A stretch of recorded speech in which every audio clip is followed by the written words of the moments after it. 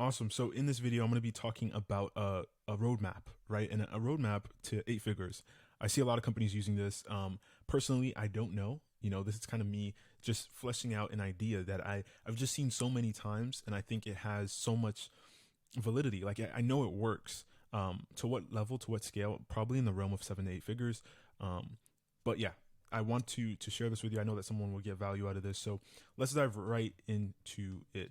And just before we jump into it, this is mainly going to be for people, or like, let's say you provide a service to a company or a person that's trying to grow their capacity, right? You're trying to maybe improve something in a person's life, or you're trying to improve some aspect of a company, anything where you're providing a service to grow someone's capacity. This is a very good way of doing that. So the first thing that you normally do is you either have a new mechanism or an old mechanism that the current niche doesn't know about, right? So the new mechanism is something that you came up with yourself.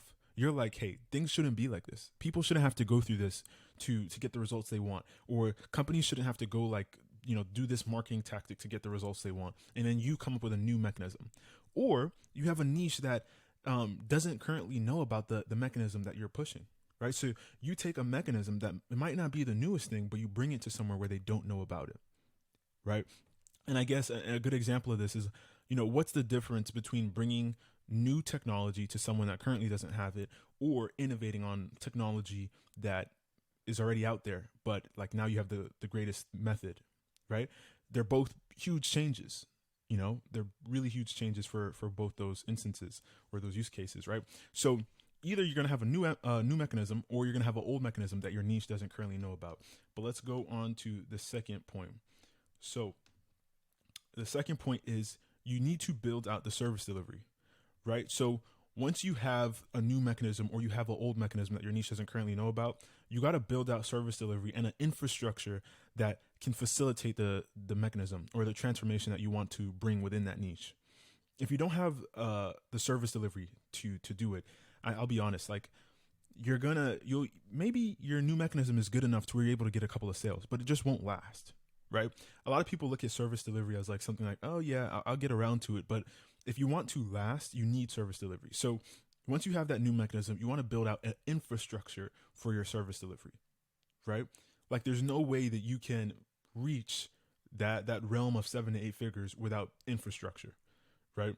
And I'm reading right now. I'm actually reading this book by Sam Walton, the creator of founder of Walmart, and he talks about the infrastructure that they had. And even in the early days of Walmart, they didn't have that much infrastructure, but there was infrastructure, right?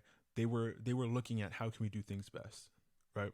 And there's a couple of things that he talks about in that book that really created Walmart. So yeah, definitely read that book if you're interested.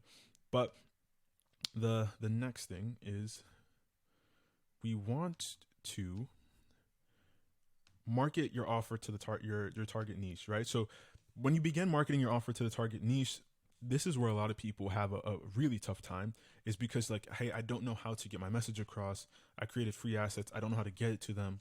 But you just got to find something that works, which everything basically works. Cold email, every cold DM, all these stuff, ads, they all work, but you just have to stick with it until you find results. That's literally it. So you get your new mechanism or your old mechanism that your niche doesn't currently know about. You build out the service delivery, and then you start marketing your offer to the target niche.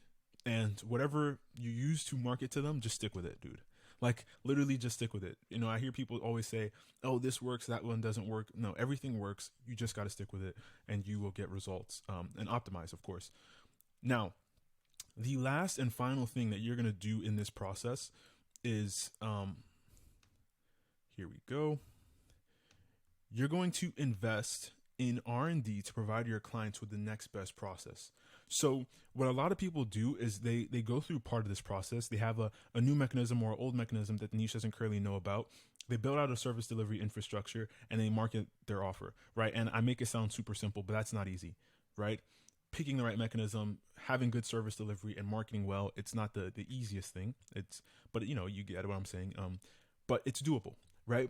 But what happens is they kind of balloon their business. So you start to hire tons of employees. You start to kind of invest in things that don't really matter, when you actually want to be investing into more R&D, research and development for your product, and to understand what's the next thing, what's the next new mechanism, what's the next new thing that will increase productivity within my niche. Like, can I start investing in that, right? And it's this idea that, you know, a lot of companies, they only have one mechanism. Like, they were born on one mechanism, and after that one mechanism, they made enough cash from that mechanism to just buy other businesses and stay on top of the game. Okay? Because a lot of people, what happens is you either make enough money from that first mechanism that you introduce, or if you don't, you have to, you know, continue iterating on that process so that you can make some money. But once you do make money, you got to make sure that you take that money and you either invest, or you maybe start even buying companies from there. But yeah, investing in R&D to provide your clients with the next best process is huge. You know, there will always be someone who innovates within your space. It might take 10 years. You might have a 10-year run. You might have a 15-year run. You might have a 25-year run, right? Hershey's had a really long run before Mr. Beast came and kind of changed the industry.